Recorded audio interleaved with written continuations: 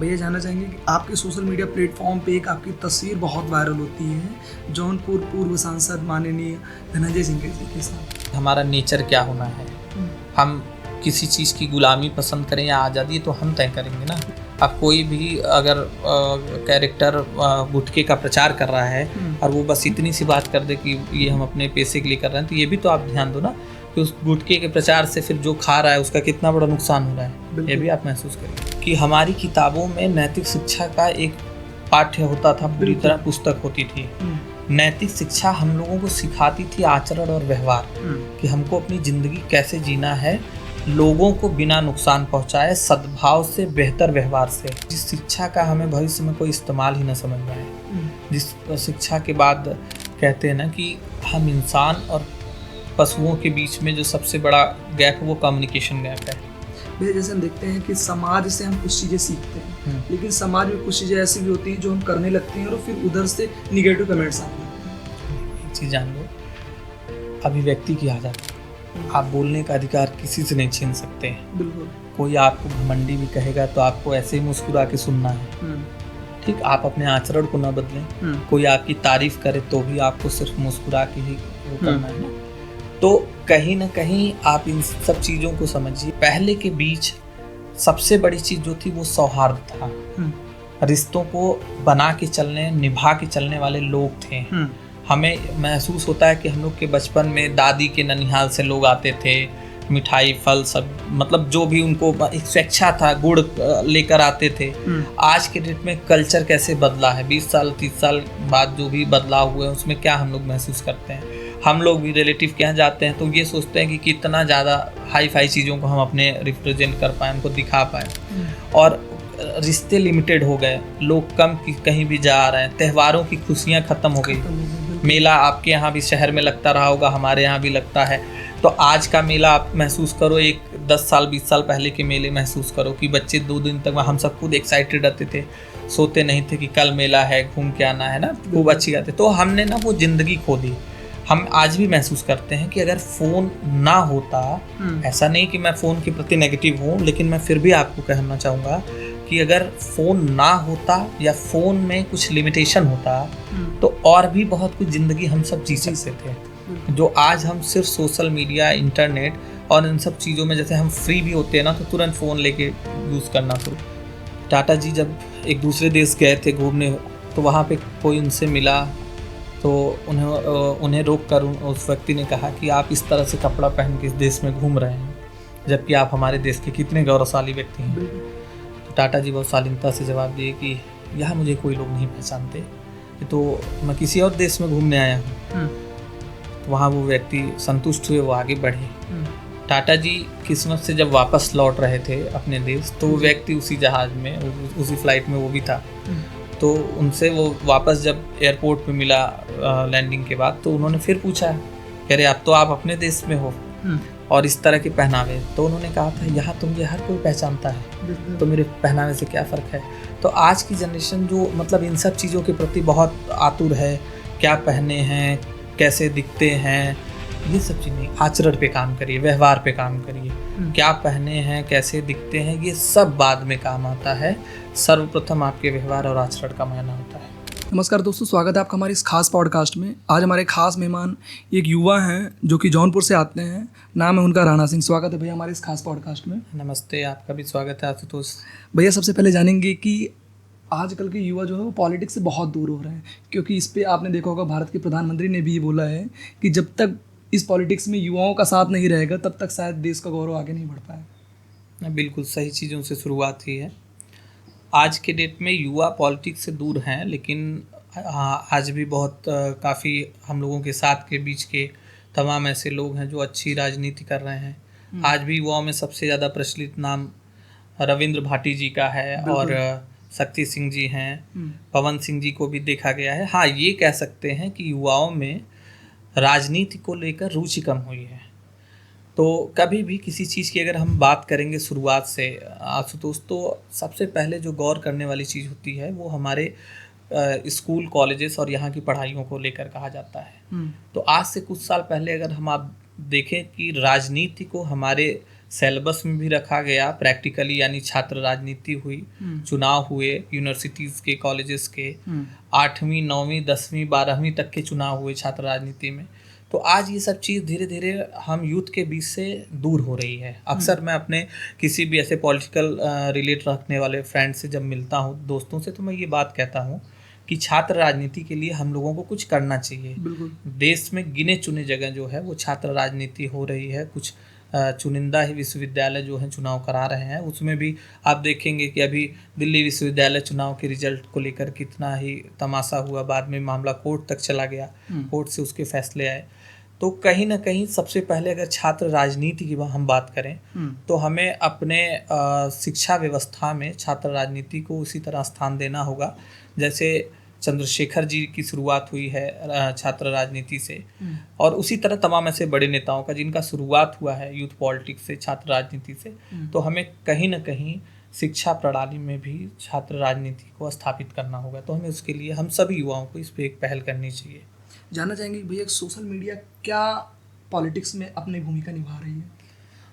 ये तय है कि आज के डेट में इंटरनेट से ही लोग पाए हुए नॉलेज को मतलब पूरा एक तरह से जानकारी मानते हैं, होता भी है। तो जिस तरह से जैसे हम इंटरनेट के माध्यम से जिस ज्ञान की बात करें कि कोविड आया तो लोग घर में बैठे थे, मीडिया ने अपनी भूमिका निभाई, उसमें कोई शक नहीं है। लेकिन सोशल मीडिया से चीज़ें आसानी से लोग पा रहे थे, क्योंकि कहीं ना कहीं हम सब आज के डेट में सोशल मीडिया पे सोशल मीडिया पे हम एक ठीक ठाक समय पूरे दिन का व्यतीत करते हैं। तो सोशल मीडिया पे हम डिपेंडेंसी के तौर पे भी बढ़ रहे हैं। उससे मिले हुए ज्ञान, उस पर कुछ चीज़ों को हम जो डिलीवर कर रहे हैं, उस पर मिलता हुआ फीडबैक, हमें लगता है कि ये कहीं ना कहीं ज़्यादा जगह ले रहा है हमारे दैनिक जीवन में भी। तो दैनिक जीवन में अगर किसी चीज़ की महत्वपूर्णता इतनी बढ़ जाएगी तो तय है कि राजनीति हो, शिक्षा हो या किसी भी क्षेत्र में उसका अहमियत बढ़ेगा। सोशल मीडिया पूरी तरह से इस समय राजनीति में सक्रिय है। किसी भी नेता की अच्छाई बुराई जो है वो आप कहीं ना कहीं इंटरनेट से भी तय करते हैं। भैया जानना चाहेंगे कि युवाओं की ईमानदारी कितना डिपेंड करती है कि पॉलिटिक्स अच्छी होगी? देखो, ईमानदारी युवाओं की नहीं, सिर्फ इसमें युवा शब्द जोड़ना मतलब कहीं ना कहीं गलत होगा जी। राजनीति में जो भी हो, उम्र दराज हों, जिन्हें हम फादर फिगर, गार्जियन के तौर पे देखते हों, यूथ हों, वोटर्स हों, हर किसी को अपने देश की नैतिकता के प्रति ईमानदारी तो बरतना ही पड़ेगी।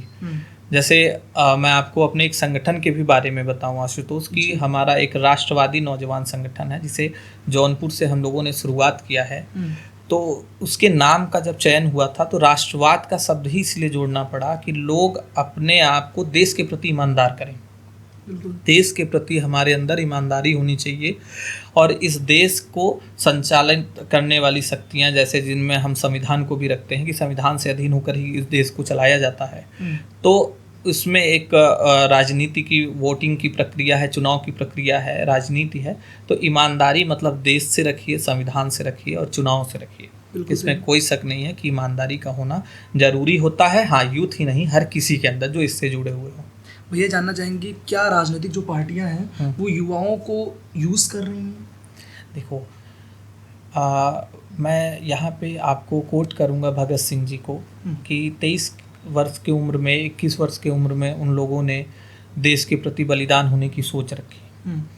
एक वो भी उम्र थी, आज के 30 साल तक के लोग जिसे युवा कह सकते हैं, वो लोग आज ये नहीं सोच पाते कि हमारे फैसले रोजगार, राजनीति, शिक्षा या फ्यूचर को लेकर क्या बेहतर हो सकता है। तो ये बरगलाने का शब्द मतलब अनर्गल है, बरगलाया नहीं जा सकता। अगर आप शिक्षित हैं, आप समझदार हैं, आप बेहतर सोच सकते हैं तो आपको बरगलाया नहीं जा सकता। हाँ, राजनीति को ग्लैमर से जोड़ने के बाद युवाओं में इस चीज़ में ये कह सकते हैं कि किसी के साथ चलना, उठना, बैठना अगर उन्हें ग्लैमर दिखता है तो जाते हैं, जबकि यहीं इसके उलटफेर उन्हें अपने नेता के अच्छे विचारों से, उनकी सोच से उस पर कनेक्ट होकर काम करना चाहिए। उनको मतलब आप अनुसरण कर रहे हैं अगर उनका, तो कम से कम उनके अच्छाइयों के साथ आप जुड़ें, उनके अंदर किस तरह से समाज को लेकर चलने की शक्ति है, क्या बेहतर कर रहे हैं वो समाज के लिए, और आप उनसे जुड़ कर क्या और अच्छा समाज के लिए कर सकते हैं, ये सोच युवाओं के अंदर होनी चाहिए।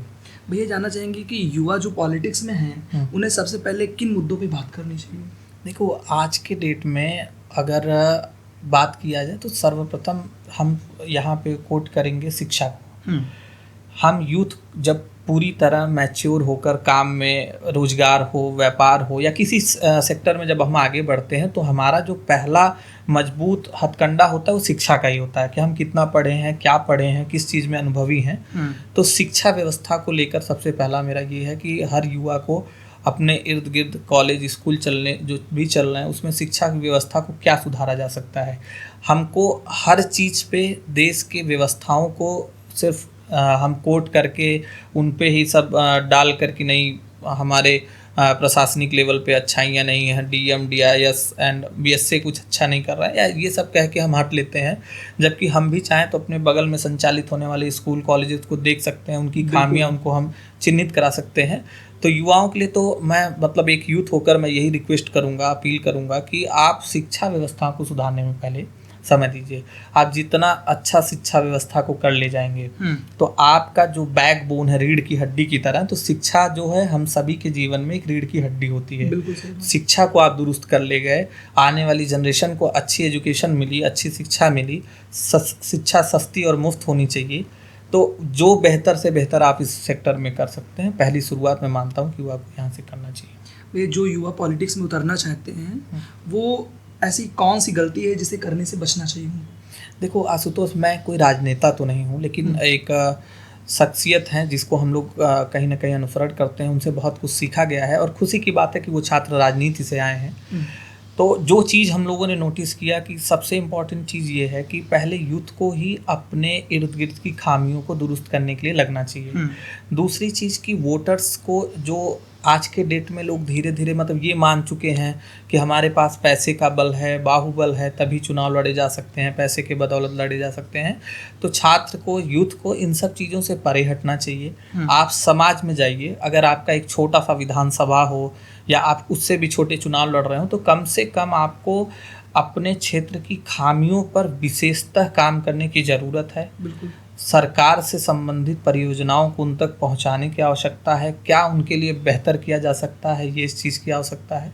तो युवा को सबसे ज़रूरी ये काम करना चाहिए। मैं एक चीज़ और भी आपको बताना चाहूँगा कि हम सबके राजनीतिक गुरु जो जिनसे कुछ राजनीति के ककहरे सीखने को मिलता है, उन्होंने एक बात कही थी कि राजनीति और चुनाव मतलब आप ये कह सकते हैं सरकार और राजनीति का समावेश नहीं होना चाहिए। मतलब राजनीति अपना एक अलग मुद्दा होता है और सरकारों का तंत्र एक अलग मुद्दा होता है। सरकार जो चलती हैं वो कानून व्यवस्था से लेकर प्रशासनिक व्यवस्था या आप जो भी लोकतंत्र है उसको फॉलो करते नहीं। राजनीति जो होती है वो लोकतंत्र के अधीन चलते हुए भी एक समाज सेवा की भी विचारधारा लेकर चलती है।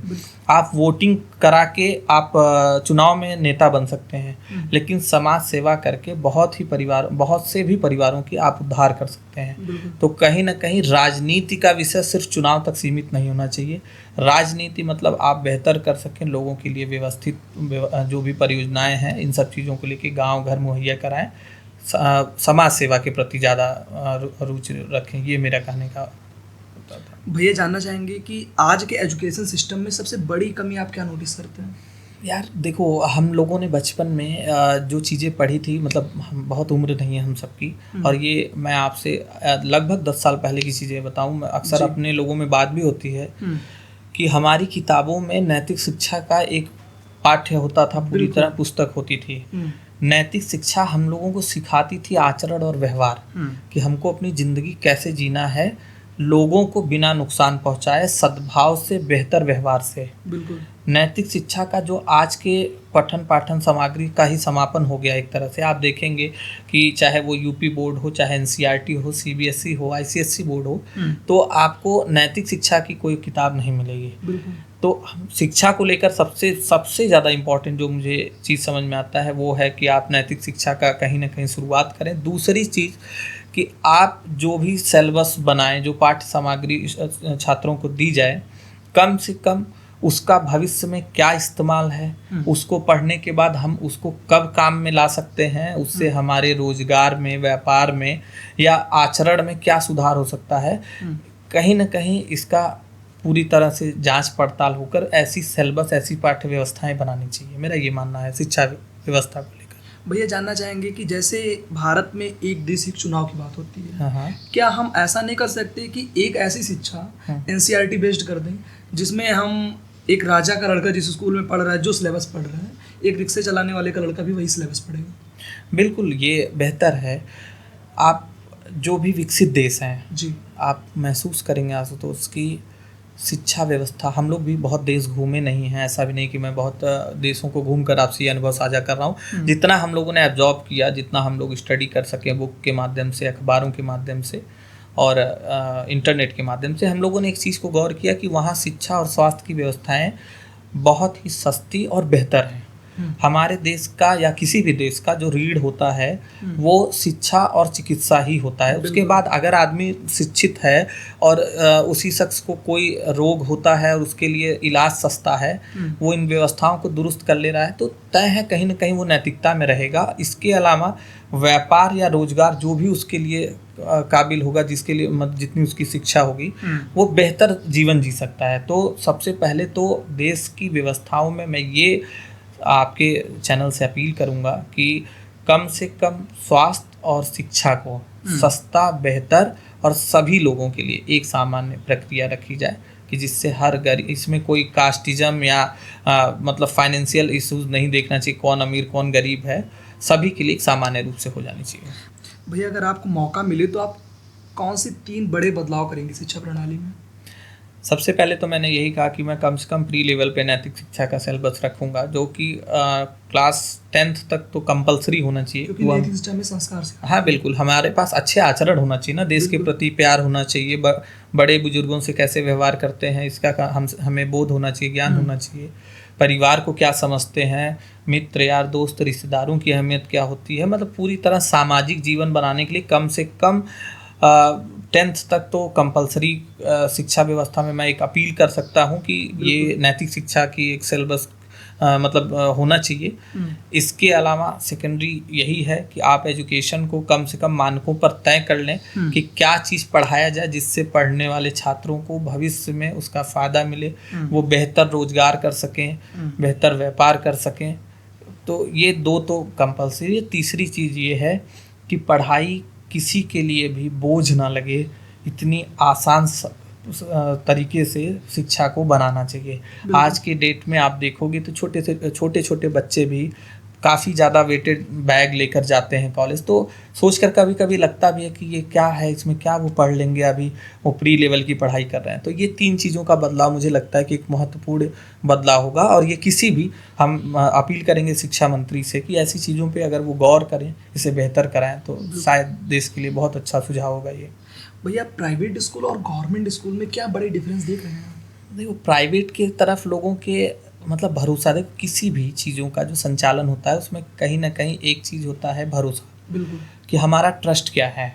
प्राइवेट स्कूलों में लोगों की ट्रस्ट है, गवर्नमेंट में नहीं है, ये दुख की बात है। जबकि टैक्सेस हम गवर्नमेंट को देते हैं, हम प्राइवेट ऑर्गेनाइजेशन को नहीं देते।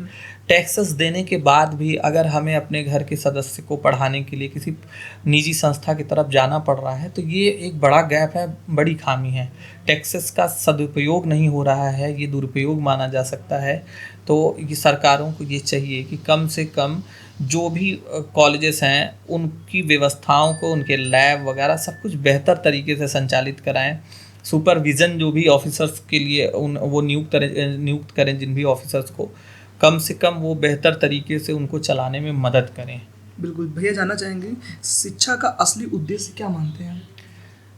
मेरे हिसाब से तो देखो, सामाजिक होना, अपने जीवन को बेहतर तरीके से जी लेना, शिक्षा का सबसे पहला रूप यही होता है कि हम आचरण व्यवहार के साथ जो भी रोजगार के क्षेत्र में, व्यापार के क्षेत्र में या राजनीति के क्षेत्र में जो बढ़ रहे हैं, अच्छा आचरण लेकर बढ़ें। शिक्षा हमें ऐसी देनी चाहिए। अगर हम व्यापार कर रहे हैं तो हमें व्यापार का बोध होना चाहिए। शिक्षा हमें बताए कि किस प्रकार से हम व्यापार करें, किसी कंपटीशन में किसी का हानि पहुंचाना, किसी को नुकसान कर देना, किसी का जीवन समाप्त कर देना, ऐसी कोई शिक्षा नहीं होनी चाहिए। हमारी शिक्षा जो हो वो इतने बेहतर तरीके से हमें समझाई जाए कि हर किसी के अंदर आचरण व्यवहार के साथ जीवन में तरक्की करने का उद्देश्य मिल सके। भैया जैसे आप देख रहे हैं कि इस टाइम भाषा का बड़ा रोल चल रहा है, क्या भैया भाषा किसी के टैलेंट को दबा सकती है? देखो यार, कहते हैं ना कि हम इंसान और पशुओं के बीच में जो सबसे बड़ा गैप है वो कम्युनिकेशन गैप है। जीवन में कम्युनिकेशन का एक बड़ा मतलब भूमिका रोल होता है। तो आप भाषा को लेकर जो कहीं के भी प्रदेशों की जो लड़ाइयाँ देखते हैं वो वाकई तकलीफ देती हैं कि अगर हम हिंदी में ही बात करना जानते हैं, भिन्नता से भरा हमारा देश है, बिल्कुल सदियों से हम भिन्नताओं को लेकर लेकिन एकजुट होकर चलते आए हैं। हम पूरे मिलकर भारत हिंदुस्तान देश बनते हैं, कोई ऐसा भी नहीं किसी एक समुदाय का ये देश हो। तो हमें हर किसी का सम्मान करना चाहिए, चाहे वो धर्म हो, जाति हो या उनकी भाषा हो, वेशभूषा हो, किसी के भी प्रति दुर्व्यवहार नहीं रखना चाहिए। ये किसी भी प्रदेश को शोभा नहीं देता। बिल्कुल। भैया जानना चाहेंगे कि डिजिटल एजुकेशन ऑनलाइन और ऑफलाइन इसमें क्या डिफरेंस देखते हैं और एआई आ जाने से क्या बेनिफिट्स हैं? डिजिटल एजुकेशन में जैसे मैंने ये बताया कि आप कभी भी कहीं मंदिर में आप जाएं, सामने एक मूर्ति है, तो आपका जो कंसंट्रेशन होगा वो उस स्टैचू, उस मूर्ति के प्रति रहेगा। बिल्कुल। आप कहीं भी डाइवर्ट नहीं है, आपका ध्यान जो है विचलित नहीं हो रहा है। आप मूर्ति के पास जाएंगे, हाथ जोड़ेंगे, प्रणाम करेंगे, अपनी जो भी इच्छाएं हैं जाहिर करेंगे और उस मूर्ति से प्रतिक्रिया मतलब कि एक गुड विशेस की अपेक्षा रखते हुए जाएंगे। कंसंट्रेशन जो किसी भी चीज़ का सेंटर ऑफ कंसंट्रेशन होता है वो डिजिटल एजुकेशन में, जैसे हम बच्चों को फ़ोन तो दे रहे हैं पढ़ने के लिए, लेकिन फ़ोन में बाकी चीज़ें भी हैं। मतलब उस मूर्ति की तरह कोई एक शिक्षा का ही प्रणाली उसमें नहीं फिटेड है कि कोई एप्लीकेशन कंपलसरी हो जो वो सिर्फ एजुकेशन की तरफ ले जाए और कहीं डाइवर्ट ना होने दे। बच्चा पढ़ने जा रहा है तब तक फेसबुक के नोटिफिकेशन आ जा रहे हैं, व्हाट्सएप के नोटिफिकेशन आ जा रहे हैं, तो वो तो कंसंट्रेशन करता ही नहीं बुक के उस पे अपने चैप्टर के प्रति। ज़्यादातर वो डाइवर्टेड है। जो बच्चे हाईली डेडिकेटेड हैं उनके लिए तो बेहतर है, चलो वो उनका पूरा खुद का कंसंट्रेशन है कि मुझे अच्छा सर्च करना है, पढ़ना है, अपने टॉपिक पे रहना है। लेकिन मोस्ट ऑफ जो पेरेंट्स चाहते हैं कि उनके बच्चे डिजिटली पढ़ के अच्छा कर लें, थोपा नहीं जा सकता। डिजिटली नॉलेज उसके लिए बेहतर है जो सच में ज़्यादा से ज़्यादा पढ़ना चाह रहा है, ज़्यादा से ज़्यादा रिसर्च करना चाह रहा है, उसके लिए बेहतर है। और सेकेंडरी आपने एआई पे सवाल किया, तो देश में किसी भी नई तंत्र को आने और लोगों तक जाने में एक समय लगता रहा है। चाहे भारत में आप रेडियो का आना पढ़ लें, आप भारत में टेलीविज़न का आना पढ़ लें, फिल्मों का बनना पढ़ लें, या किसी भी प्रकार से एप्लीकेशन व्हाट्सएप फेसबुक का भारत में आना एक लंबे समय में, मतलब भारतीय उसे ले सकते हैं अच्छे तरीके से। एआई अधिकांशतः लोगों को अभी तक इतना समझ में भी नहीं आया है। एआई का यूज़ क्या है नहीं पता। कुछ जैसे चैट जीपीटी वगैरह जैसे कुछ एप्लीकेशन है जिसको लोग जान रहे हैं, कुछ उस पर सर्च करना। मेटा ने, ट्विटर ने कुछ ऐसे मतलब ऑप्शंस दे रखा है कि उसके बारे में लोग थोड़ा, बाकी एआई को कह सकते हैं कि पूरी तरह से जानने में अभी यहाँ के जो लोग हैं असक्षम है, प्रयास भी नहीं करते। और दूसरी चीज़ है कि एआई लंबे समय बाद हम सभी को समझ में आएगा। मैं दूसरों को क्या कहूँ, हम लोग भी समय नहीं देते। बिल्कुल। भैया जानना चाहेंगे कि जैसे अक्सर आप देखे होंगे कि ऑनलाइन एजुकेशन जो है वो ऑफलाइन के कंपैरिजन में सस्ती होती है। अक्सर जैसे आईआईटी, नीट और जेईई जैसे एग्ज़ाम के लिए हम ऑनलाइन प्लेटफॉर्म ज़्यादा चूज़ करते हैं क्योंकि कोटा जाके बच्चे ऑफलाइन इतनी फीस नहीं भर सकते कुछ पेरेंट्स। इसको कैसे देख रहे हैं? आज तो मैंने एक चीज़ आपसे कहा कि शिक्षा का सस्ता होना ज़रूरी है। बिल्कुल।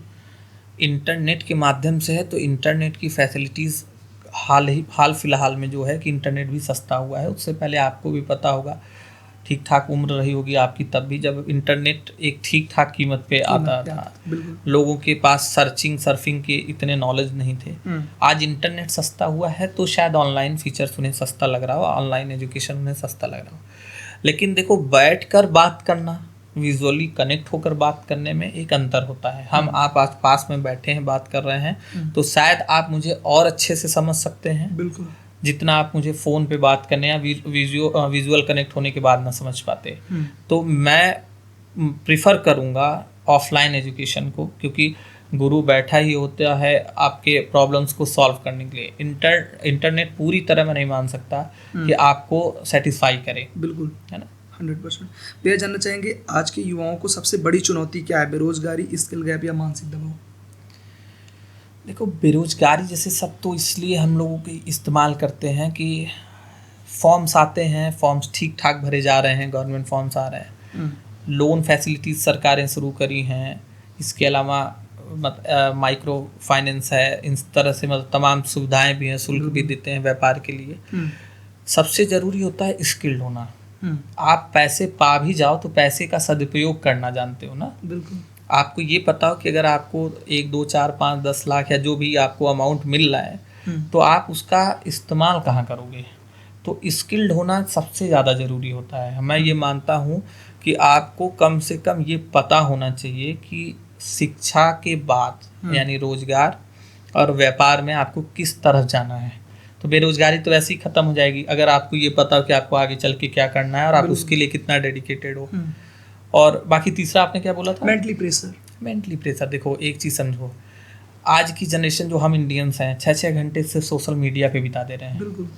तो वो तो पहले तो हमें उसका मेंटली प्रेशर लेना होगा कि हम अपने समय का क्या सदुपयोग कर रहे हैं। समय का सदुपयोग जैसे हम सोने उठने खाने पीने का एक नियमावली सेट कर लें, अपने लक्ष्य तय कर लें, शिक्षित हो जाएं उस चीज़ के प्रति, तो आप बताओ ना कि फिर दिक्कत कहाँ आने वाली है। बिल्कुल। ठीक है भैया, जानना चाहेंगे क्या भारतीय युवा अपने सपनों का पीछा कर रहे हैं या समाज के दबाव? युवा कोई भी हो, अगर वो सपना देख रहा है और शिद्दत से देख रहा है और उसके प्रति वो लगाव रखता है तो मैं मानता हूँ कि वो पालेगा। और जो नहीं करना चाहता, आप उसको सुझाव देकर कोई सपने दिखाना चाहो, चाहे एज अ पेरेंट दिखाना चाहो, as a friend, as a relative, तो वो तो तय है कि आपके सपने वो थोपे हुए हैं, तो वो कहाँ उससे लगाव रखेगा, क्यों भागेगा उसके पीछे।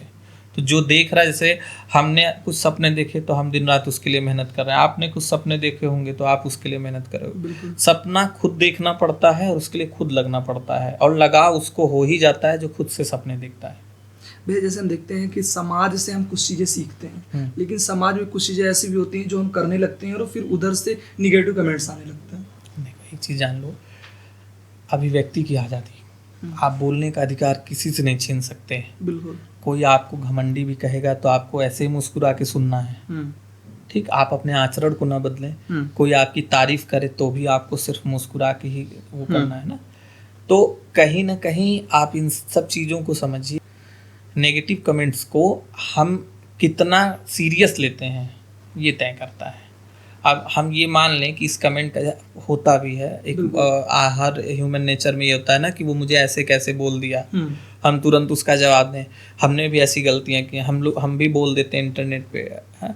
तो फिर बाद में हम रियलाइज़ करते हैं यार क्यों हमने समय ज़ाया किया, हमें नहीं बोलना चाहिए। तो प्रतिक्रिया, अगर आप ओपन नेटवर्क पे बैठे हो, आप खुले मंच से कोई चीज़, सोशल मीडिया खुला मंच होता है, आपकी ज़िंदगी में जो काम आप सार्वजनिक रूप से कर रहे हो वो एक खुला मंच है। तो जब खुले मंच पे हम कोई चीज़ ले जाते हैं तो प्रतिक्रिया देना लोगों की अभिव्यक्ति की आज़ादी में आता है। वो अच्छा और बुरा प्रतिक्रिया अपने मन से देंगे, जिसे हम रियल फीडबैक भी कहते हैं। अगर उन्हें मन है हमें गाली देने का तो देंगे, उनको हम रोक नहीं सकते। ठीक, और उन प्रतिक्रियाओं से अपने लक्ष्य के प्रति डिग जाना, ये मुझे लगता है कि ये कहीं ना कहीं छोटा शब्द होगा। लक्ष्य बड़ा रखिए, लक्ष्य को तय करिए, प्रतिक्रियाओं के पीछे ना भागिए। कोई बहुत तारीफ भी कर दे तो एकदम उसके पीछे आप घुल मिल कर ना लग जाओ कि नहीं यही बेहतर है। चाटुकारों से बचिए, नेगेटिव कमेंट्स करने वालों से दुश्मनी या उनसे अपशब्दबाजी करने से बचिए, और अपने लक्ष्य के प्रति आप एक वही मछली की आँख की तरह झुके रहिए। बिल्कुल। भैया, जानना चाहेंगे कि आज का भारत और आज से 20 साल पहले का भारत, आज की जनरेशन और आज से 20 साल पहले की जनरेशन में क्या डिफरेंस देख रहे हैं आप? देखो, 20 साल पहले तो मेरी एज 10 साल रही होगी, 8 साल रही होगी, तो उतना तो ऐसे मतलब जो हम लोग जॉब कर रहे हैं, पहले के बीच सबसे बड़ी चीज़ जो थी वो सौहार्द था। रिश्तों को बना के चलने, निभा के चलने वाले लोग थे। हमें महसूस होता है कि हम लोग के बचपन में दादी के ननिहाल से लोग आते थे, मिठाई फल सब, मतलब जो भी उनको एक स्वेच्छा था, गुड़ लेकर आते थे। आज के डेट में कल्चर कैसे बदला है, 20 साल 30 साल बाद जो भी बदलाव हुए हैं उसमें क्या हम लोग महसूस करते हैं। हम लोग भी रिलेटिव के यहाँ जाते हैं तो ये सोचते हैं कि कितना ज़्यादा हाई फाई चीज़ों को हम अपने रिप्रेजेंट कर पाएँ, उनको दिखा पाएँ। और रिश्ते लिमिटेड हो गए, लोग कम कहीं भी जा रहे हैं, त्योहारों की खुशियाँ ख़त्म हो गई। मेला आपके यहाँ भी शहर में लगता रहा होगा, हमारे यहाँ भी लगता है। तो आज का मेला आप महसूस करो, एक 10 साल 20 साल पहले के मेले महसूस करो कि बच्चे 2 दिन तक, हम सब खुद एक्साइटेड रहते थे, सोते नहीं थे कि कल मेला है, घूम के आना है ना, खूब अच्छी बात है। तो हमने ना वो ज़िंदगी खो दी। हम आज भी महसूस करते हैं कि अगर फ़ोन ना होता, ऐसा नहीं कि मैं फ़ोन के प्रति नेगेटिव हूँ, लेकिन मैं फिर भी आपको कहना चाहूँगा कि अगर फ़ोन ना होता या फ़ोन में कुछ लिमिटेशन होता तो और भी बहुत कुछ ज़िंदगी हम सब जी सकते थे। जो आज हम सिर्फ सोशल मीडिया, इंटरनेट और इन सब चीज़ों में जैसे हम फ्री भी होते हैं ना, तो तुरंत फ़ोन लेके यूज़ करना शुरू कर देते हैं। हमें समय मिल गया ना, तो हम नींद पूरी करने के बजाय ना हम फ़ोन पे रील्स वीडियोज़ और वो सब सर्च करने में बिजी हो जाते हैं कि हम क्या ज़्यादा से ज़्यादा इंटरनेट का मिसयूज़ कर लें। तो ये कहीं ना कहीं हम मानते हैं कि ये 20 साल के बीच का जो बदलाव है वो यही है कि हमने खुशियाँ मनाना छोड़ दिया, त्यौहार मनाना छोड़ दिया, रिश्तों को रखना छोड़ दिया और हम अपनी ज़िंदगी को 2 हिस्सों में बांट दिए, जिसमें एक हिस्सा इंटरनेट की तरफ चला जाता है और एक हिस्सा जो है वो दैनिक जीवन में उठना, खाना, पीना, सोना। भैया जानना चाहेंगे कि सोशल मीडिया युवाओं के मानसिक पर क्या असर डाल रहा है? क्या हम निगेटिव सोच रहे हैं ज़्यादा या पॉजिटिव? देखो आशुतोष, मैं आपको एक परिचय अपना ये भी दूं कि मैं PhD स्कॉलर हूँ। ओके। और जो मैंने टॉपिक चूज़ किया है फॉर रिसर्च वो ये टॉपिक ही है कि मीडिया हैबिट्स इन यूथ। तो उस मीडिया का ही एक पार्ट होता है सोशल मीडिया। जो आज चीज़ें दिखाई देती हैं, चाहे वो पति पत्नी के बीच की लड़ाइयाँ इस स्तर के कि लोग हत्याएं कर दे रहे हों, माँ बेटे के साथ बर्ताव, मतलब जो भी गंदगी, अश्लीलता है, उसका भी जनक सोशल मीडिया को मैं मानता हूँ। मैंने अपनी रिसर्च बुक में भी इस बात को चिन्हित किया है कि कहते हैं फिल्में समाज का आईना होती हैं। फिल्मों को बहुत कुछ सोच समझकर बनाना चाहिए। जो भी हम दिखाते हैं लोग उसको कहीं ना कहीं पालन करने में, उसको फॉलो करने में बिजी हो जाते हैं, खुद को अच्छा गौरवान्वित महसूस करते हैं। तो सबसे इम्पॉर्टेंट चीज़ ये है कि सोशल मीडिया का एक नॉर्म्स बनना चाहिए कि क्या डाटा एज अ सेंसर की क्या डाटा उस पर जा रहा है, वो क्या कैसे परोसा जा रहा है, लोगों के बीच में किस तरह से वो कर रहा है। तो कहीं ना कहीं एक सेंसर की तरह, जैसे फिल्मों के लिए सेंसर है, हालांकि मैं इसमें भी ये खामी बताऊंगा कि तमाम फिल्में इस दौरान आई भी जिनको समाज में नहीं आना चाहिए था, वो सही किया जाए। साथ में सोशल मीडिया को लेकर भी सेंसर बनाए जाए कि क्या परोसा जा रहा है, क्या नहीं आ रहा है। इस पर बाकायदा साइबर क्राइम को एक्टिव होना पड़ेगा। सोशल मीडिया के फ़ायदे भी बहुत रहे हैं आशुतोष, सिर्फ नेगेटिविटी की हम बात नहीं करेंगे, उसके मतलब मेरिट्स भी अच्छे रहे हैं। सोशल मीडिया ने बहुत लोगों को रोज़गार दिया, बहुत लोगों को अच्छे व्यापार में मदद की, व्यापार को बढ़ाने में सोशल मीडिया ने बहुत भूमिका निभाया, चुनाव में भूमिका निभा रहा है, अच्छे नेताओं को लोगों के बीच उनकी स्पीचेस को सुनने में। आज तमाम नेता जो आज इस दुनिया में नहीं हैं, महान विभूतियाँ जो दुनिया में नहीं हैं, सोशल मीडिया के माध्यम से ही हम सुन पा रहे हैं कि इंदिरा गांधी जी क्या बोलती थी, चंद्रशेखर जी किस तरह से बर्ताव करते थे, लोहिया जी के विचार क्या थे, अम्बेडकर जी कैसे देश के प्रति अपने आप को समर्पित रखें। तमाम गांधी जी से संबंधित मतलब हम लोग महान विभूतियों को समझ पाए, उनके बारे में पढ़ पाए, क्योंकि है ये तो तय कि हर जगह व्यवस्थाएं किताबों से लेके हर चीज़ का नहीं है। तो सोशल मीडिया के माध्यम से ही छोटे छोटे शॉर्ट्स और इनके बारे में हम लोगों ने देखना पढ़ना शुरू किया। तो जहाँ एक तरफ फ़ायदा भी है वहाँ एक तरफ नुकसान भी है। बस ये है कि हम किस प्रति ज़्यादा झुकाव रखते हैं, अच्छाई या बुराई के प्रति। भैया जानना चाहेंगे क्या आजकल के युवा पेशेंस खो दिए हैं? देखो युवाओं को पेशेंस में तो युवा माने ही नहीं जाते। क्या जब आज़ादी की लड़ाई चल रही थी तो भगत सिंह जी का जो हम लोगों ने पढ़ा कि भगत सिंह के दल को ही गरम दल कहा जाता था। गरम दल मतलब जल्दी पेशेंस खो देने वाले लोग।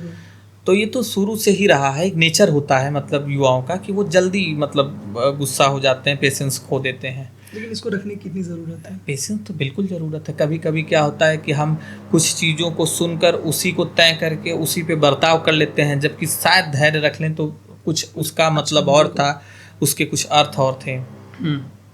भैया फास्ट सक्सेस, मैं इस चीज़ को अपने जीवन में कभी जगह नहीं दिया। फास्ट सक्सेस कुछ होता ही नहीं है। मतलब किस्मत को मानना चाहिए, कितनों की ज़िंदगी किस्मत ने बदला है, लेकिन फास्ट सक्सेस जैसे वर्ड नहीं होते। आपको सफलता मिल गई और आप जल्दी सफल हो गए हैं, उस सफलता को आप कहीं ना कहीं संभाल भी नहीं पाएंगे। सफलता के लिए आपको जितना ट्रेंड होना पड़ेगा, मतलब आप उस चीज़ के लिए कम से कम समर्पित रहें। तमाम ऐसे नेता हैं जो कम उम्र में सांसद विधायक भी बने हैं, आप आज उनसे मिलेंगे तो वो आपको ये चीज़ ज़रूर बताएंगे कि जिस उम्र में मैं सांसद विधायक बना, शायद और मैच्योरिटी आने के बाद मैं मत बनता तो उस समय के संविधान और नियमावली में जो हमने अपना योगदान दिया वो आज के डेट में हम बेहतर कर लेते। तो सफलता कोई फास्ट या स्लो नहीं होनी चाहिए, सफलता की अपनी एक श्रेणी होती है। आप मेहनत करें, आप मन से अपने चीज़ों को मतलब लगे रहें, सीखते सिखाते रहें, सफलता जब आनी होगी तो आएगी। बिल्कुल भैया, जानना चाहेंगे क्या स्किल्स सीखना ज़्यादा जरूरी होता है? स्किल, बिल्कुल हाँ, स्किल सीख, देखो स्किल आजकल का हम देखते हैं भाई, जैसे लोग बीटेक कर रहे हैं, डिग्री की ज़रूरत है, स्किल्स कम और डिग्री ज़्यादा। बेरोजगारी कैसे बढ़ी देश में, ठीक इसी तरह ना, डिग्रीज लेकर लोग चाहें कि उन्हें नौकरी मिल जाए, व्यापार मिल जाए, तो वो कहीं ना कहीं बस डिग्री तक ही रह गए ना। अब आप इंटरव्यू में जब बैठोगे, सामने आपसे सवाल पूछने वाला व्यक्ति तो आपकी स्किल पे सवाल पूछेगा, आपकी डिग्री देख के तो आपको नौकरी दे नहीं देगा। तो आपको स्किल तो होना ही पड़ेगा, या आप किस्मत से नौकरी पा भी गए और आप स्किल्ड ही नहीं हो तो आप उस चीज़ का तो नुकसान करेंगे ना, दुरुपयोग करेंगे। तो स्किल्ड होना ज़रूरी होता है। भैया आज के युवा हम देखते हैं कि मोबाइल गेम्स ज़्यादा चल गए हैं, यहाँ तक कि छोटे बच्चे भी अब फिजिकल गेम कम और ऑनलाइन गेम ज़्यादा खेलते हैं। तो उसका बर्ताव भी तो शरीर पे देखने को मिल रहा है। कम उम्र में जो बीमारियां आज के जनरेशन के साथ मतलब आ रही हैं, कभी किसी ने सोचा था? हम लोगों ने हार्ट अटैक वगैरह बीमारी कभी सोचे नहीं थे यंगस्टर्स को होता है। आज हम लोग देख रहे हैं, हम लोगों से भी कम उम्र के लोगों में हार्ट अटैक की वो दिक्कतें हो जा रही हैं, मोटापा बढ़ रहा है तेज़ी से, लोगों के बीच मतलब वो स्टेमिना नहीं देखने को मिलता है, दौड़ने भागने उछलने कूदने में वो सक्रिय हो। वीडियो गेम्स और फ़ोन के गेम्स ने सच है कि लोगों के दैनिक जीवन को तो नुकसान किया ही किया है। भैया एक प्रेरणादायक कहानी जो आपको लगता हो कि हर युवा को सुननी चाहिए? देखिए, मैं अपने जीवन में जैसे लोगों को तो तमाम पढ़ा लिखा हम लोगों ने, मैं रतन टाटा जी को बहुत मानता हूँ। और टाटा जी की एक कहानी मैं हर किसी को इसलिए सुनाऊंगा कि वो शायद रोजगार में, व्यापार में और दैनिक जीवन में वो आपके काम आ सके जी। टाटा जी जब एक दूसरे देश गए थे घूमने, तो वहाँ पे कोई उनसे मिला तो उन्हें रोक कर उस व्यक्ति ने कहा कि आप इस तरह से कपड़ा पहन के इस देश में घूम रहे हैं, जबकि आप हमारे देश के कितने गौरवशाली व्यक्ति हैं। तो टाटा जी बहुत शालीनता से जवाब दिए कि यह मुझे कोई लोग नहीं पहचानते, तो मैं किसी और देश में घूमने आया हूँ। तो वहाँ वो व्यक्ति संतुष्ट हुए, वो आगे बढ़े। टाटा जी किस्मत से जब वापस लौट रहे थे अपने देश, तो वो व्यक्ति उसी जहाज़ में, उसी फ्लाइट में वो भी था। तो उनसे वो वापस जब एयरपोर्ट पे मिला लैंडिंग के बाद, तो उन्होंने फिर पूछा, कह रहे अब तो आप अपने देश में हो और इस तरह के पहनावे। तो उन्होंने कहा था यहाँ तो मुझे हर कोई पहचानता है, तो मेरे पहनावे से क्या फ़र्क है। तो आज की जनरेशन जो मतलब इन सब चीज़ों के प्रति बहुत आतुर है, क्या पहने हैं, कैसे दिखते हैं, ये सब चीज़ नहीं, आचरण पे काम करिए, व्यवहार पे काम करिए। क्या पहने हैं, कैसे दिखते हैं, ये सब बाद में काम आता है, सर्वप्रथम आपके व्यवहार और आचरण का मायना होता है। ये जानना चाहेंगे, जैसे आपने एक सुना होगा कि जो दिखता है वही बिकता है, ये इसके पीछे क्या है, क्या सोचते हैं आप? व्यापारिक सोच है, बिल्कुल कहीं न कहीं व्यापार में इसका फ़ायदा मिलता भी है।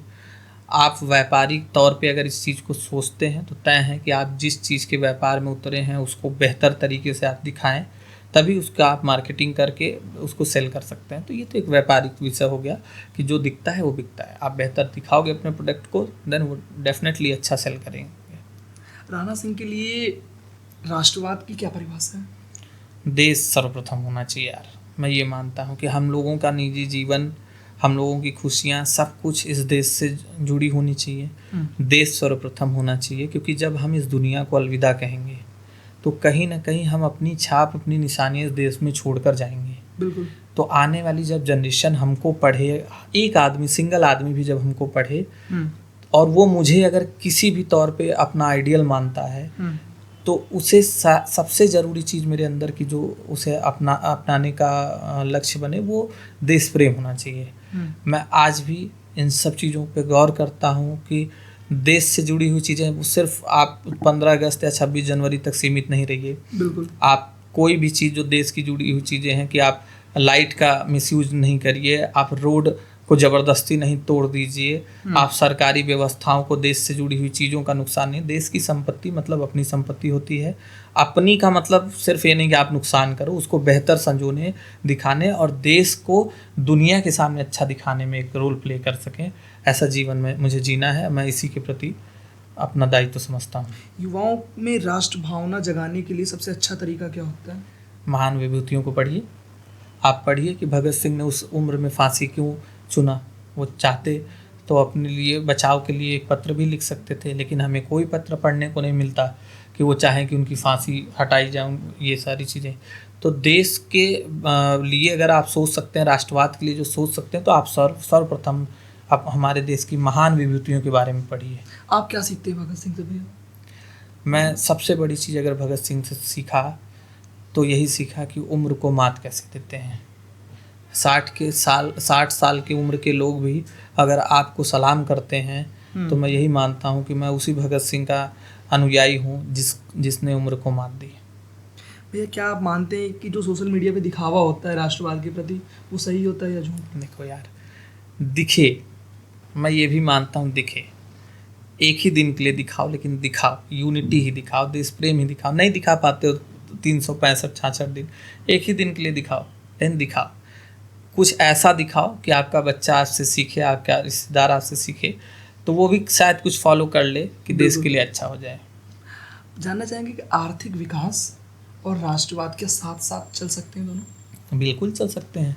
आप जापान की व्यवस्थाओं को सीखिए, वहाँ के लोगों से बड़ा देश प्रेम तो जल्दी पढ़ने को मुझे नहीं मिला अभी तक में, कि वो लोग कितना अपने देश के प्रति अपनी जिम्मेदारी को समझते हैं, साथ में पूरी दुनिया में व्यापार को कितना बेहतर वो बढ़ा के रखे हैं। इसके अलावा देश में, उनके देश में सबसे ज़्यादा आपदाएं आती हैं, उसके बाद भी वो देश को अपने कैसे विकसित बना के रखे हैं। तो कहीं ना कहीं अगर वो कर सकते हैं तो हम क्यों नहीं कर सकते।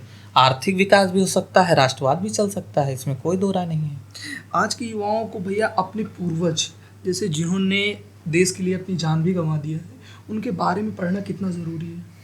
देखो, पूर्वज मतलब कहीं ना कहीं हमें हर चीज़ के बेस का ज्ञान होना चाहिए। तो पूर्वज से ही सीखना, अपने ही पूर्वज से सीखना, ये मतलब एक छोटा सा वो होगा जवाब। हमें उन सभी पूर्वजों से सीखना चाहिए जो इस देश के लिए कुछ अच्छा किए हैं, समाज के लिए अच्छा किया है। हाँ बिल्कुल, समाज और देश के लिए जिन्होंने अच्छा किया है, वो पूर्वज किसी के भी हों, कहीं के भी हों, हमें उनके बारे में पढ़ना चाहिए, उनसे सीखना चाहिए। जानना चाहेंगे क्या राष्ट्रवाद के नाम पर जो संगठनें चलती हैं उनका चलना ज़रूरी है? देखो, एक संगठन तो हम लोग ही चला रहे हैं, और अगर मैं उस संगठन के कार्यकर्ता की तरह सोचूं तो मैं मानता हूं कि मुझे महीने में कुछ अच्छे मतलब समय, उसके लिए अच्छे समय मतलब कुछ समय उस संगठन के बढ़ोतरी के लिए, अच्छे काम के लिए, पौधारोपण, जैसे हम लोगों के संस्थापक महोदय हैं, वो हमेशा शिक्षा देते हैं कि पौधारोपण करिए, जल संरक्षण करिए, मृदा संरक्षण करिए। तो कहीं ना कहीं राष्ट्रवाद में ये सारी चीज़ें भी आती हैं। प्रकृति को बचा के चलना, व्यवस्थाओं को सही रखना, व्यवस्थाएं मतलब जो सामाजिक रूप से सभी के काम में आती हैं। तो हमें राष्ट्रवाद के संगठन भी बनाने चाहिए, सही तरीके से संचालित भी करने चाहिए, और हर एक नागरिक को थोड़ी समय देने चाहिए इन कामों में, चाहे वो संगठन से जुड़कर ये काम करे या इंडिविजुअली करें, खुद जाके कहीं कुछ अच्छा काम करें जो देश और समाज के लिए बेहतर हो। देना चाहिए समय। जो लोग सेनाओं पे डाउट करते हैं, ये सब गलत बात है। सेना महसूस करिए ना कि आप कहीं तय कर लें उनकी सैलरी से, उनके जॉब से, उनकी व्यवस्थाओं से, तो ये तो सही है कि आप उस चीज़ को दरकिनार करके बैठ गए जो सबसे बड़ा बलिदान होता है। जान का बलिदान सबसे बड़ा होता है। इंसान की जान ही नहीं रही तो वो आग सुविधाओं को लेकर क्या करेगा। तो जो हमारे सैनिक हैं वो बॉर्डर पे खड़े, उन्हें नहीं पता कि अगले पल उनके साथ क्या होने वाला है। उन जैसे पे अगर हम शक कर रहे हैं तो सच है कि हमारा ये व्यवहार कहीं भी माफ़ी के काबिल नहीं है। हमारा नेचर क्या होना है, हम किसी चीज़ की गुलामी पसंद करें या आज़ादी, तो हम तय करेंगे ना। बिल्कुल। तो कहीं ना कहीं प्रणालियों पे ऐसे सवाल नहीं। प्रणाली बनाई जाती है सर्वहिताय के तौर पे, मतलब सभी के फायदे के लिए, किसी व्यक्ति विशेष के लिए नहीं बनती है। प्रणाली का इस्तेमाल किस तरह से किया जा रहा है ये कहीं ना कहीं उसके इस्तेमाल करने वालों पर भी तय करता है। आज इंटरव्यू की ही बात नहीं कर रहा हूँ, हमने हमेशा ज़िंदगी में भी इस चीज़ का अनुसरण किया है। मैं मेडालियन बनना पसंद नहीं करता, मैं उस चीज़ का जानकार बनना पसंद करता हूँ। अब कोई भी अगर कैरेक्टर गुटखे का प्रचार कर रहा है और वो बस इतनी सी बात कर दे कि ये हम अपने पैसे के लिए कर रहे हैं, तो ये भी तो आप ध्यान दो ना कि उस गुटखे के प्रचार से फिर जो खा रहा है उसका कितना बड़ा नुकसान हो रहा है, ये भी आप महसूस करिए। जैसे आपके लाइफ में कोई एक ऐसा मोड़ आया हो जब आपने सोचा हो कि मैंने ये गलती कर दी और अब आप उसे सुधारना चाहते हैं? व्यवहार, जैसे मैं आज भी सोचता हूँ कि यार मैंने उस आदमी को अगर ऐसा कुछ बोला, वो वापस मुझे मिलेगा तो मैं माफ़ी मांगूंगा। जैसे हर आदमी का एक बचपन होता है, बचपन में शरारत होती है, शरारत में अगर मैं कभी भी, मेरी याददाश्त इन सब मामलों में तेज़ है, मैं मतलब चाइल्डहुड से आज तक की चीज़ें याद रखता हूँ। तो अगर मैं किसी के साथ दुर्व्यवहार किया और मुझे आज भी ये महसूस होता है कि ये मैंने गलत किया था, तो मैं यही सोचता हूँ कि अगर वो व्यक्ति मिले तो माफ़ी मांगूँ।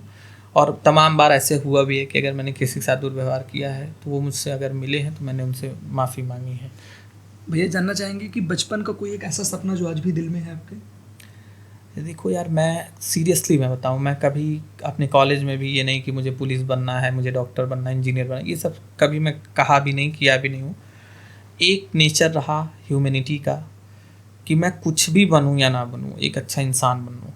मेरा हमेशा से ये नेचर रहा है कि जब भी मतलब इस दुनिया को अलविदा कहा जाए तो इंसानियत के साथ एक अच्छा परिहाय बनकर, एक अच्छी परिभाषा बनकर यहाँ से जाया जाए कि ज़िंदगी जैसे भी ये सब जिए, इंसानियत को हमेशा ज़िंदा रखे। भैया हम असफलता को कैसे फेस कर सकते हैं? क्योंकि अक्सर आपने देखा होगा अगर रिजल्ट्स बुरे आते हैं, जैसे जो लड़का जेईई एडवांस की तैयारी करता है कोटा में, अक्सर सुसाइड वहीं होते हैं। देखो, बहुत जल्दी हार नहीं मानना चाहिए, परिस्थितियाँ चाहे जो हो, हार नहीं मानना चाहिए। असफलता और सफलता के बीच में जो चीज़ें होती हैं, देखो बस अनुभव का ही एक कह सकते हैं समावेश है। अनुभवी व्यक्ति सफल होता है और अनुभवहीन व्यक्ति जो है असफल हो जाते हैं। कुछ थोड़ी गलतियां होती हैं, उस गलतियों को सुधारने के लिए पूरी ज़िंदगी पड़ी यार। और दूसरी चीज़ ये है कि किसी एक लक्ष्य को न पाने भर से हम अपनी ज़िंदगी, इतनी खूबसूरत लाइफ है, कैसे ख़त्म कर सकते हैं? बिल्कुल। आप नहीं बन पाए डॉक्टर, आप नहीं बन पाए इंजीनियर, आप नहीं कुछ अच्छा अचीव कर पाए, तो एक अच्छी इंसानियत के साथ कुछ अच्छा करो। देखो, मैं तो हमेशा से खिलाफत रहा हूँ इंस्टेंट मतलब आप अमीर बन जाओ, ये सब चीज़ नहीं सोचना चाहिए कि मैं डॉक्टर बन जाता तो मेरी लाइफ सेट हो जाएगी। मैं ये ऐसी सोच से भी आप बचें।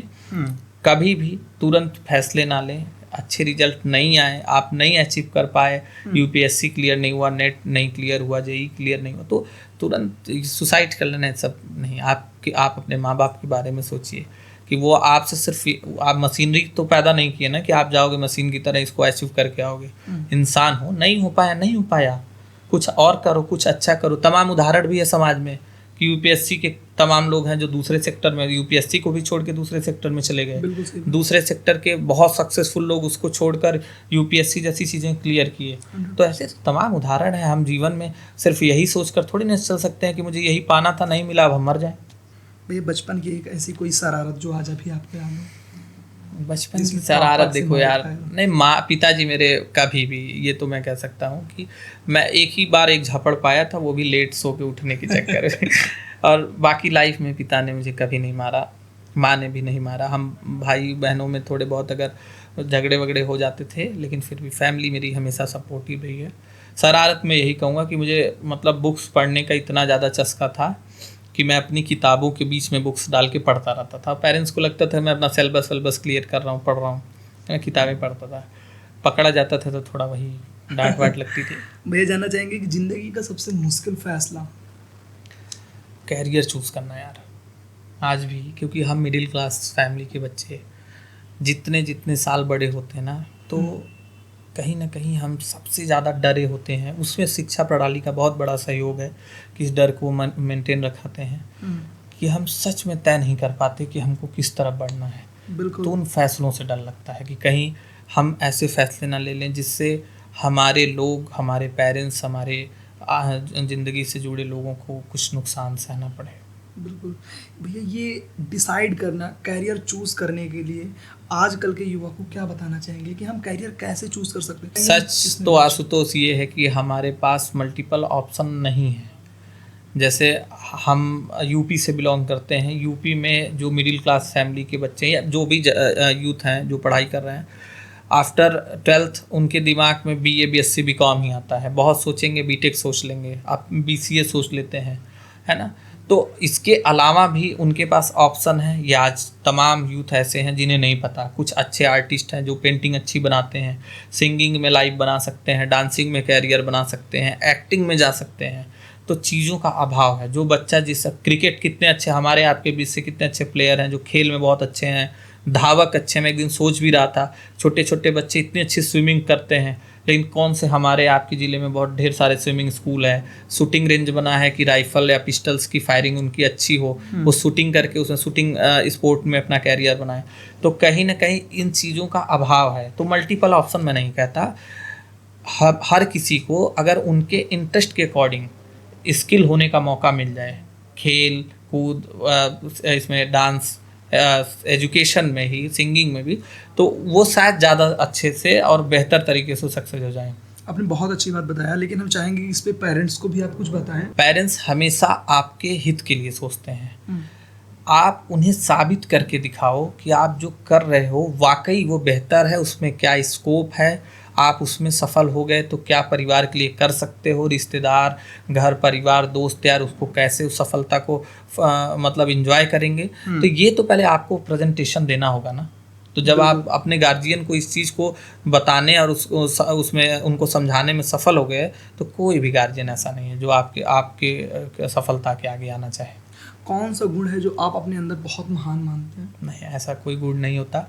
मैं आज भी, मुझे अपनी एक चीज़ अच्छी लगती है कि मैं किताबों से प्रेम रखता हूँ। हाँ, कम हुआ है, इसका दुख है मुझे पढ़ना पसंद है, मुझे लोगों से सीखना पसंद है। जैसे मैं आज आपसे भी बहुत कुछ सीखा।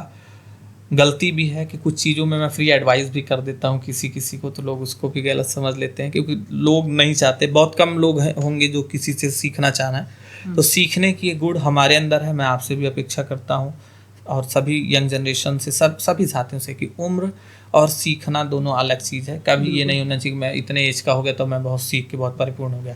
सीखने की कोई उम्र नहीं होती, सीखते रहिए। भैया, काम और निजी जीवन को कैसे बैलेंस कर सकते हैं? देखो, निजी जीवन तो हम आदती होते हैं ना, कोई आदमी तो ऐसे डाउनलोडेड है नहीं। बचपन से मतलब जो दैनिक क्रिया है दिन भर की, वो हम करते ही आए हैं, सोना उठना खाना पीना, वो तो हमारा है ही। बाकी रही बात वर्क की, तो वर्क हमारे बीच में जो है वो एक, जैसे शुरू में हम खेलने में समय दिए, फिर हमने पढ़ने में 8 घंटे 10 घंटे समय बिताया, फिर हम बड़े हुए तो पढ़ाई का जो कॉन्सेप्ट हटा, तो वहाँ आपका वर्क ही कॉन्सेप्ट आया ना। लेकिन भैया, जैसे आप देखते होंगे कि लोग सोना कम करती हैं, 4-4 5-5 बजे तक काम हो रहा है, 2-3 घंटे सो के फिर ऑफिस वर्क हो रहा है। ऐसा नहीं है, बहुत कम ऐसी आप जो चीज़ बता रहे हैं, ये मैं ऐसा नहीं कहूँगा कि लोग ऐसे नहीं हैं, लेकिन कम है। मुझे तो ऐसे लोग मिलते हैं जो खूब सोते हैं, मैं भी उसमें भी आता हूँ। मेरी एक सबसे बड़ी खामी है भी, मैं भी सोता हूँ, मतलब लेट नाइट तक जागता हूँ, थोड़े मॉर्निंग में देर तक सो लेता हूँ। तो ये ठीक है, बैलेंस होना चाहिए। देखो, 6 आवर्स की नींद जो डॉक्टर्स भी कहते हैं, एक्सपर्ट भी कहते हैं, 6 घंटे की नींद कम से कम लेनी चाहिए। तो वो आदमी को बैलेंस करना ही होगा ना, कि आपके काम के बीच में ये सारी चीज़ें ना आए जो हेल्थ को नुकसान पहुँचाएँ। एक बड़ा सवाल, आपके जीवन का रोल मॉडल कौन है और क्यों है? मैंने रतन टाटा जी को बताया कि मुझे अच्छा लगा कि उस आदमी ने, मतलब ठीक है, उनके पहले से मतलब पूर्वजों के माध्यम से चला आया व्यापार, फिर उन्होंने टेक ओवर किया, उसको कितना बड़ा एम्पायर में बदला। शालीनता रही, सभ्यता रही, पहनावा ओढ़ावा बहुत सामान्य रहा। कोई भी भारतीय परिधान उनसे, मतलब ऐसा नहीं है कि वो इतना अपने आप को बड़ा दिखाए कि किसी को मिलने से भी उनसे डर लगे। मुंबई की सड़कों पे उनका खुद से ही इस उम्र तक उन्होंने कार ड्राइव किया, मतलब ये सारी चीज़ें उनको महान बनाई। और मैं इसलिए उनको बहुत पसंद करता हूँ कि इंसान चाहे जिस कामयाबी पर चला जाए, लेकिन उसे बहुत सामान्य जीवन जीना चाहिए। ऐसा भी नहीं कर देना चाहिए कि लोग मिलने, बात करने और आपसे मतलब कुछ कहने सुनने में डरने लगे। बिल्कुल भैया, जानना चाहेंगे कि आपके सोशल मीडिया प्लेटफॉर्म पे एक आपकी तस्वीर बहुत वायरल होती है जौनपुर पूर्व सांसद माननीय धनंजय सिंह जी के साथ। देखिए, वो हम लोग के परिवार हैं, हम लोग उनके बच्चे की तरह हैं, स्टूडेंट की तरह हैं। मैंने ज़िंदगी में बहुत नेताओं से मैं मिला, आशुतोष, क्योंकि जर्नलिज्म के स्टूडेंट के तौर पे भी, एक इंटर्नट के तौर पे भी, मतलब इंटर्नशिप के दौरान भी मैं बहुत लोगों से भी मिला, तमाम नेताओं से।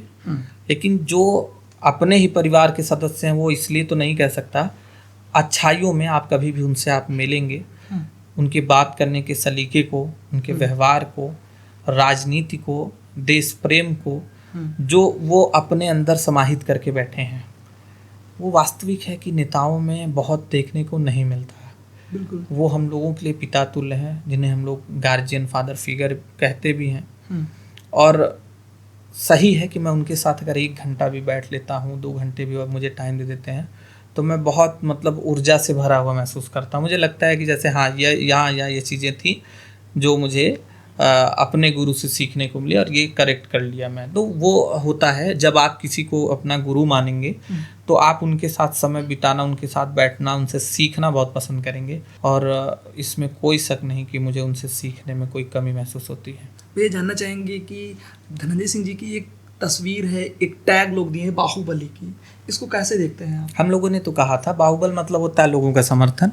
बाहुबल को का परिभाषा एक यही तो नहीं कह सकते ना कि बाहुबल का मतलब कोई ऐसे विरोधाभास किया जा सके। बाहुबल मतलब होता है बहुत ही लोगों का समर्थन, तमाम हाथ जो हमारे लिए हमारे साथ खड़े। बिल्कुल। भैया कोई एक लाइन जो आप बताना चाहें हमारे दर्शकों को? काफ़ी अच्छा इंटरव्यू रहा, मुझे अच्छा लगा कि आप यंग जनरेशन के नन्हे सिपाही जो आज इस तरह मैदान में उतरे हो, लोगों से मिलते हो, उनकी अच्छाई बुराई सब चीज़ों को कवर कर रहे हो।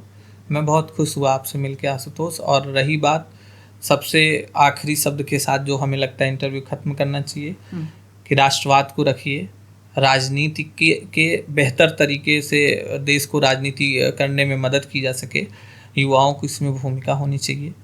और अगर मेरे किसी भी शब्दों से किसी को क्षति पहुंची हो, किसी को दुख हुआ हो, तो मैं उसके लिए क्षमा प्रार्थी हूँ।